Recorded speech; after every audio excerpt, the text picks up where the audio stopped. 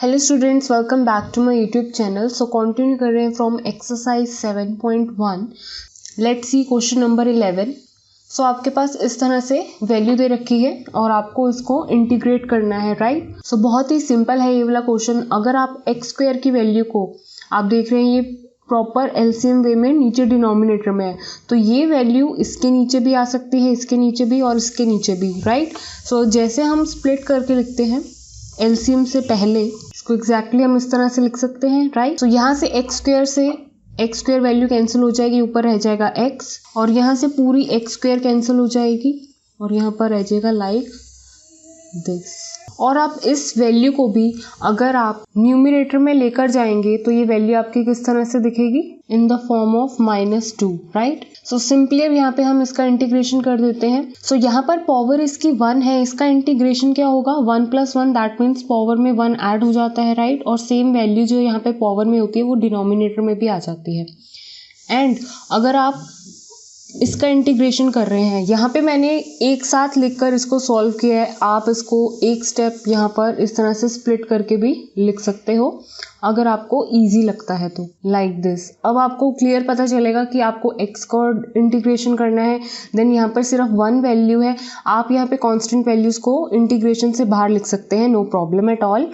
And ऐसे ही मैंने 4 की वैल्यू को बाहर लिख दिया है। सो यहाँ पर मैं इसका इंटीग्रेशन कर रही हूँ तो मेरे पास ये वैल्यू आई है, सॉरी यहाँ पे प्लस है। सो यहाँ पर 5 वैल्यू एज इट इज, और यहाँ पे 1 का इंटीग्रेशन ऑलवेज x, एंड यहाँ पर -4 एज इट इज। अब इसमें पावर ऐड होगी तो वैल्यू क्या आएगी आपकी, -2 + 1, एंड सेम पावर आपकी नीचे भी जाएगी एंड साथ में आ जाएगा +c। सो यहाँ पे ये माइनस वैल्यू आएगी -1, तो इस माइनस को कर देगी पॉजिटिव, एंड यहाँ पर वैल्यू होगी -1, तो इस पावर को पॉजिटिव करने के लिए ये वैल्यू नीचे डिनोमिनेटर में लिख सकती हूँ मैं। सो आपका फाइनल आंसर है x² + 5x + 4x + c। So this is your final answer. Now let's see question number 12। सो यहाँ पर देखो आपके पास अगेन वैसा ही फंक्शन है जैसे भी आपने क्वेश्चन नंबर 11 में देखा, लेकिन यहाँ पे बस सिंपल x के ऊपर पावर क्या आ जाएगी अब 1/2, क्योंकि रूट को आप क्या लिख सकते हैं 1/2। सो √x को आप क्या लिख सकते हो, लाइक दिस। तो दैट मीन्स ये वैल्यू इसके नीचे भी जाएगी, इसके नीचे भी डिवाइड होगी और इसके नीचे भी, राइट। तो यहाँ पे x³ के नीचे में x⁴ 1/2 लिख रही हूँ। इस वैल्यू को अगर अब मैं ऊपर लिखूंगी तो ये पावर माइनस में आएगी, like this. Same here, simply मैंने कुछ भी नहीं किया है, ये वैल्यू को मैंने सिर्फ ऊपर लिखा है न्यूमरेटर में, और जब यहाँ पे न्यूमरेटर में लिखोगे यही पावर आपको ऊपर नेगेटिव में दिखेगी। तो जब यहाँ पे बेस सेम है पावर्स हो जाती है ऐड, ठीक है। तो यहाँ पे बेस सेम है x है, तो यहाँ पे 3 है, 3 में ये ऐड हो जाएगी वैल्यू, दैट मीन्स 3 - 1/2, इस तरह से दिखेगा ये पूरा फंक्शन। ऐसे ही यहाँ पर वैल्यूज को एक साथ कंबाइन करके लिख सकते हो क्योंकि बेस सेम है, और ये वैल्यू एज इट इज। यहाँ पर वैल्यू क्या हो जाएगी आपकी 5/2, यहाँ पर वैल्यू हो जाएगी 1/2। नाउ अगेन आप स्प्लिट करके भी लिख सकते हो इसको।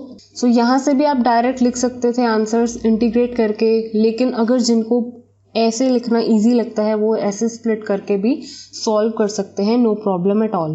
सिंपली यहाँ पे जो इंटीग्रेशन होगा, यहाँ पे जो भी पावर है ऐड हो जाएगी न्यूमरेटर में भी और नीचे ही वो पावर आ जाएगी, राइट। सो 5/2 + 1, सो यहाँ पे 5/2 + 1 की डायरेक्ट वैल्यू लिख रही हूँ, दैट मीन्स 7/2। सेम हेयर में डायरेक्ट वैल्यूज लिख रही हूँ ऐड करके। सो यहाँ पे अगर आप रेसिप्रोकेट वैल्यूज करके यहाँ पर लिखेंगे तो आपको यहाँ पे नेक्स्ट स्टेप में वैल्यूज आपको कैसे दिखेंगी, 2/7 यहाँ पे दिखेगा, यहाँ पे 2/3 दिखेगा, जिसके साथ 3 से 3 ऑलरेडी कैंसिल हो जाएगा, राइट। सो ये स्टेप अब यहाँ पे स्पेस नहीं है तो मैं फिर भी इसको यहाँ पे आपको शो करके दिखा रही हूँ।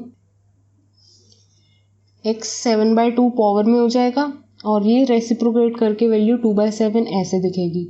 यहाँ पर 3 से 3 कैंसिल हो चुका है तो 1/2 रेसिप्रोकेट होके, या फिर अगर आप ऐसे देखना चाहते हैं तो ऐसे देख सकते हैं। तो 3 से 3 कैंसिल हो रहा है अभी भी, और ये वैल्यू उधर ऊपर आएगी रेसिप्रोकेट होके, तो 8x 1/2 + c। तो आपके पास जो फाइनल आंसर आया है वो कुछ इस तरह से है। Now let's see question number 13। सो यहाँ पर देखो बहुत ही अच्छा क्वेश्चन है, इंटरेस्टिंग क्वेश्चन है। सबसे पहली बात, सिर्फ इस पोर्शन पे ध्यान करोगे तो यहाँ पर आपको वैल्यूज़ को कॉमन ले सकते हो। यहाँ पे मैं पूरी एक्स स्क्वायर की वैल्यू कॉमन ले लूँगी सिर्फ इस पोर्शन में से, तो मेरे पास यहाँ पे सिर्फ एक्स वैल्यू बचेगी और यहाँ पर 1, क्योंकि एक्स स्क्वायर बाहर जा चुका है और ये वैल्यू एज इट इज़ चल रही है आपकी साथ में, और नीचे क्या चल रहा है, x माइनस 1। अब देखो फिर से आपके पास x माइनस 1 कॉमन है, मतलब x माइनस 1 प्लस की इस साइड भी है, x माइनस 1 प्लस की इस साइड भी है। तो मैंने यहाँ पर क्या करना है, x माइनस 1 को मैंने फिर से बाहर लिख दिया, यहाँ पे वैल्यू बचेगी एक्स स्क्वायर और यहाँ पे +1, और नीचे क्या है मेरे पास x माइनस 1, तो यहाँ से ये कैंसिल हो गया, साथ में dx चल रहा है आपका। ठीक है, अब वैल्यू आपकी सिर्फ क्या रहेगी है, जस्ट सिंप्लीफाई करने के बाद x स्क्वायर प्लस 1। अब इसका इंटीग्रेशन इज़ वेरी इजी, इसके ऊपर पावर क्या हो जाएगी, एक ऐड और वही पावर नीचे आ जाएगी, और 1 का इंटीग्रेशन इज ऑलवेज x। तो ये आपका फाइनल आंसर आया है, जस्ट यहाँ पे सिंप्लीफाई करना था, nothing else. Now let's see question number 14। So question number 14 में भी बहुत इजी है वैल्यूज़, अगर आप ध्यान से देखेंगे यहाँ पर 1 माइनस एक्स है और यहाँ पे x के ऊपर रूट है, तो मैं सबसे पहले x की पावर को 1/2 लिख सकती हूँ रूट वाली, राइट। सो यहाँ पर देखो अब ये वैल्यू इधर भी मल्टीप्लाई होगी और ये वैल्यू इधर भी मल्टीप्लाई होगी, सो x 1/2 minus x dot x 1/2। यहाँ पर बेस सेम है, मैं पावर्स को ऐड करके लिख सकती हूँ, सो दैट मीन्स 3/2। अब यहाँ पे जस्ट इनको इंटीग्रेट करना है, nothing else, and the formula is very easy. Powers आपकी हो जाएंगी ऐड, 1 ऐड हो जाएगी, सो दैट मीन्स 1/2 प्लस 1, और वही वैल्यू नीचे आएगी, दैट मीन्स 3/2। ऐसे ही यहाँ पर पावर ऐड होगी तो ये वैल्यू हो जाएगी 5/2। सो रेसिप्रोकेट होके ये वैल्यू इस तरह से दिखेगी। सो this is the final answer. Now let's see question number 15। Exactly same है, रूट की पावर को आप क्या लिखोगे 1/2, और ये वैल्यू इसके साथ मल्टीप्लाई, इसके साथ और इसके साथ भी आप मल्टीप्लाई करके जस्ट सिंप्लीफाई कर दोगे। सो जब आपने x 1/2 पावर को अंदर मल्टीप्लाई करा हर एक टर्म के साथ, तब आपके पास ये वैल्यूज़ आई। अब आप इनको इंटीग्रेट कर सकते हो बहुत इजीली, जस्ट 1 वैल्यू ऐड हो जाएगी इनकी पावर में और वही वैल्यू आपके डिनोमिनेटर में आ जाएगी। तो यहाँ पर देखो वैल्यूज़ आपकी इस तरह से दिखेंगी। सो this is your final answer for question number 15। Now let's see question number 16। सो ये भी बहुत ईजी है, राइट। सबसे पहले मैं इनको स्प्लिट करके लिख देती हूँ और आप कांस्टेंट वैल्यूज़ को बाहर लिख सकते हो इंटीग्रेशन के। सो बहुत ही इजी है, यहाँ पे 2 की वैल्यू को भी आप बाहर लिख सकते थे। और सो यहाँ पे x का इंटीग्रेशन क्या होगा, पावर यहाँ पे 1 ऑलरेडी है, लाइक दिस। cos x का integration is only sin x, and exponential का integration is only that exponential. तो आपके पास ये नीचे क्या बनेगा 2 और ऊपर क्या है 2, 2 से 2 कैंसिल हो जाएगा, राइट। सो x square minus 3 sin x plus e⁻x plus c आपका फाइनल आंसर आया है क्वेश्चन नंबर 16 के लिए। So now let's see question number 17। Question number 17 भी बहुत इजी है, डायरेक्ट फॉर्मूलाज अप्लाई करने हैं, नथिंग एल्स। सबसे पहले मैं इनको स्प्लिट करके लिख रही हूँ, the easiest way to solve the integration, right. और फॉर्मूलाज अगर आपको अच्छे से याद हैं तो आपको घबराने की बिल्कुल भी ज़रूरत नहीं होती है। सो यहाँ पे पावर बस सिंपली ऐड हो जाएगी, यही फॉर्मूला होता है इसका। एंड ये प्लस का साइन क्यों लगा दिया है मैंने, माइनस था यहाँ पर, क्योंकि साइन एक्स का इंटीग्रेशन होता है माइनस कॉस एक्स, तो माइनस माइनस पॉजिटिव हो जाएगा, राइट। और यहाँ पर ये क्या है, एक्स की पावर में क्या है 1/2 है अल्टीमेटली। सो एक्स की पावर 1/2 है, तो मतलब इसका इंटीग्रेशन में यही चेंज होगा, nothing else.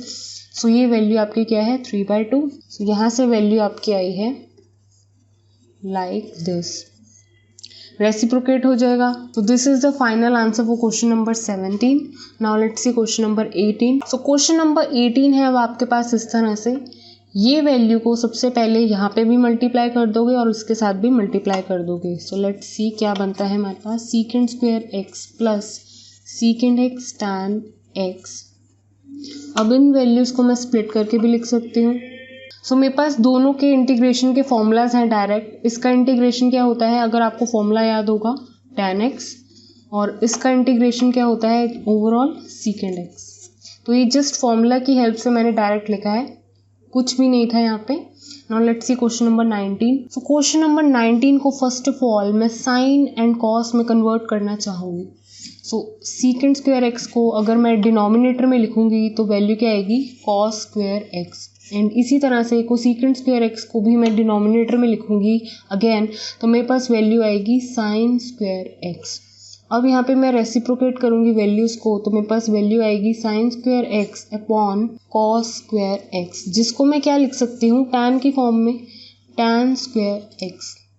And tan square x मतलब सीकेंड एंड टैन की आइडेंटिटी पढ़ी थी आपने, दैट मीन्स सीकेंड स्क्वायर एक्स -1 को आप क्या लिखते हो, टैन स्क्वायर एक्स, या फिर टैन स्क्वायर एक्स को क्लास 10th में है ये आइडेंटिटी, सबसे बेसिक आइडेंटिटी है। टैन स्क्वायर एक्स को हम सीकेंड स्क्वायर एक्स -1 लिख सकते हैं। सो इस वैल्यू को मैंने इसमें क्यों कन्वर्ट किया, क्योंकि मैं यहाँ पर अपना फॉर्मूला तभी अप्लाई कर पाऊंगी जब मेरे पास सीकेंड स्क्वायर एक्स -1 की फॉर्म में आएगा। तो मेरे पास इसका भी फॉर्मूला है इंटीग्रेशन में, इसका भी फॉर्मूला है। सो सीकेंड स्क्वायर एक्स का इंटीग्रेशन क्या होता है, tan x, एंड 1 का इंटीग्रेशन इज x।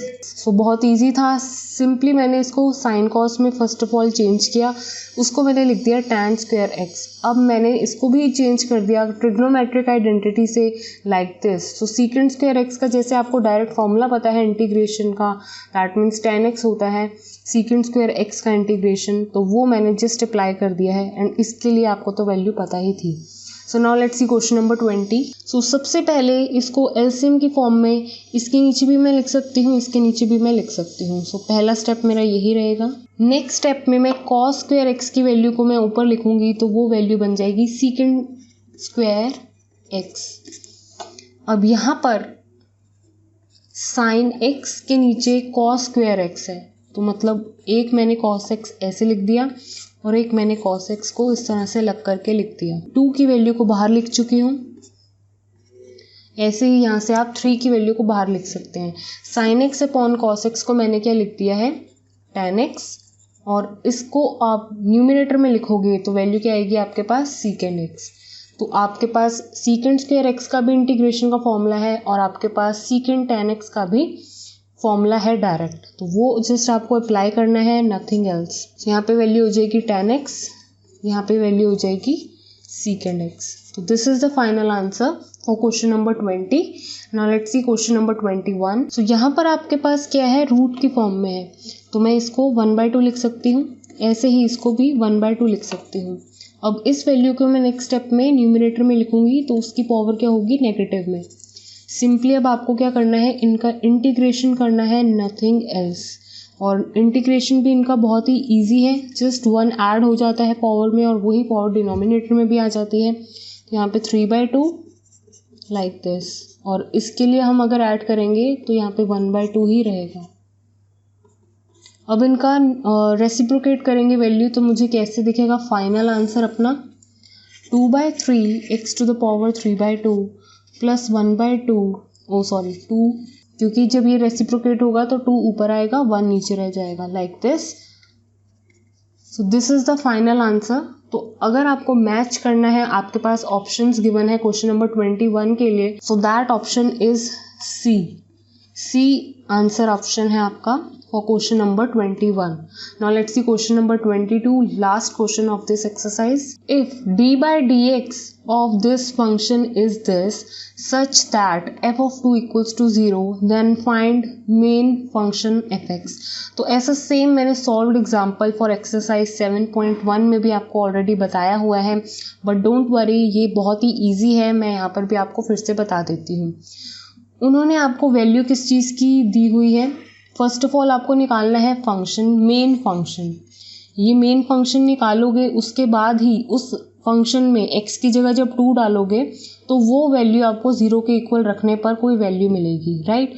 तो लेकिन ये सब प्रोसीजर मैं तभी फॉलो कर पाऊंगी ना जब मेरे पास मेन फंक्शन आएगा। तो मेन जो प्रोसेस रहेगा हमें फाइंड करने का, जब तक आप मेन फंक्शन fx नहीं फाइंड कर लेते आप कुछ नहीं कर पाओगे, right. So main point is आपको मेन fx फंक्शन मिलेगा कैसे, वो मिलेगा यहाँ से। और वो कैसे, लेट मी टेल यू। अगर आप इस वैल्यू को ध्यान से पढ़ेंगे तो इसका मतलब आपको क्लियरली पता चल जाएगा। यहाँ पर लिखा हुआ है कि d/dx अगर मैं फंक्शन का करती हूँ तो मेरे पास वैल्यू क्या उन्होंने दे रखी है ऑलरेडी। तो ये वो वैल्यू है जब फंक्शन की वैल्यू होगी कोई जो कि आपको अल्टीमेटली फाइंड करनी है, ठीक है। सो ये वैल्यू तो आपको फाइंड करनी है, लेकिन आपको वैल्यू किसकी दे रखी है ऑलरेडी। जब आप इस फंक्शन का डिफरेंशिएशन करोगे तो वो वैल्यू आपको पहले से दे रखी है, दैट मीन्स 4x³ - 3/x4। तो डिफरेंशिएशन करने के बाद की वैल्यू आपको पहले दे रखी है। आपको बोला है कि आपको मेन फंक्शन तक पहुंचना है। तो जब आप डिफरेंशिएशन कर चुके हैं किसी वैल्यू का और वो आपको एक न्यू वैल्यू दे रहा है लाइक दिस, तो अगर आपको मेन फंक्शन पर वापस जाना है तो वो एक ही स्टेप से आप जा सकते हैं। अगर आप इस डिफरेंशिएटेड वैल्यू जो आपको दिख रही है, जो आपके पास अवेलेबल है, अगर आप इसका इंटीग्रेशन कर देते हो तो वो वैल्यू आपको दे देगा वापस से मेन फंक्शन की। कब देगा? जब आप इस वैल्यू का इंटीग्रेशन करते हो तो वो वैल्यू किसके इक्वल आती है? मेन फंक्शन के इक्वल। तो as integration is the inverse process of differentiation, तो यहाँ पे वही बात आपकी इम्प्लीमेंट होती है कि जब आपको फंक्शन तक पहुँचना है वापस, अगर आप किसी फंक्शन को डिफरेंशिएट करके यहाँ तक पहुँच चुके हो और आपको अब वापस मेन फंक्शन की वैल्यू चाहिए, तो आप इस डिफरेंशिएटेड वैल्यू जो आपके पास आई है आफ्टर डिफरेंशिएशन, इसका अगर आप इंटीग्रेशन कर देते हो तो आपको वैल्यू मिलती है मेन फंक्शन की। सो तभी मैंने इसका इंटीग्रेशन करने के बाद इसको इक्वल रखा है fx का। तो जो भी इंटीग्रेशन करने के बाद वैल्यू आएगी वो किसके इक्वल होगी? मेन फंक्शन के equal. So let's solve this. इसका इंटीग्रेशन कर देते हैं। सो वैल्यू 4 आपकी as it is x³ dx -3 constant values को मैं बाहर रख रही हूँ, और यहाँ पर आपके पावर में 4 तो है साथ में, लेकिन ये डिनोमिनेटर में है, तो अगर मैं इसको न्यूमिनेटर में लिखूंगी तो पावर -4 हो जाएगी। तो जस्ट इसको आप सॉल्व करोगे, आपके पास वैल्यू क्या आएगी? तो ये है आपका मेन फंक्शन डिफरेंशिएशन करने से पहले। इसको मैं और कैसे लिख सकती हूँ? x⁴ + 1/x³, ठीक है। सो अगर आप इसका डिफरेंशिएशन करेंगे तो आप देखेंगे आपके पास यही वैल्यू आएगी, ठीक है। सो यहाँ पर आपके पास जो वैल्यू आई है, साथ में +c लगाना बिल्कुल मत भूलना, क्योंकि इंटीग्रेशन करने के बाद यहाँ पर क्या आएगा? +c। तो यहाँ पर देखो मेन फंक्शन की वैल्यू आपको चाहिए थी, वो आपको एग्जैक्टली बड़ी बड़ी मैंने यहाँ पे लिख दी है। अब आपको वैल्यूज़ निकालनी है। फंक्शन की वैल्यू तो चाहिए थी, कब चाहिए थी? जब आप फंक्शन में 2 वैल्यू डालते हो x की जगह। तो अब मैं एग्जैक्टली 2 वैल्यू डाल देती हूँ, और जब आप f(2) की वैल्यू डाल देंगे तो वो किसके इक्वल रखनी है? 0 के इक्वल। तो दैट मीन्स इसकी वैल्यू क्या है? 0। यहाँ पे वैल्यू क्या आ रही है? Like this. इसको कैलकुलेट करोगे तो आपके पास c की वैल्यू क्या आएगी? -129/8। तो ये c की वैल्यू मेन फंक्शन में अगर आप डाल दोगे यहाँ पर, तो यहाँ पर ये वैल्यू आपसे पूछी गई थी, इस वैल्यू पर आपसे मेन फंक्शन की वैल्यू उन्होंने पूछी थी। So this is the final answer. So next video में एक्सरसाइज 7.2 देखेंगे। Thank you students for watching this video. Please like, share and subscribe to my channel.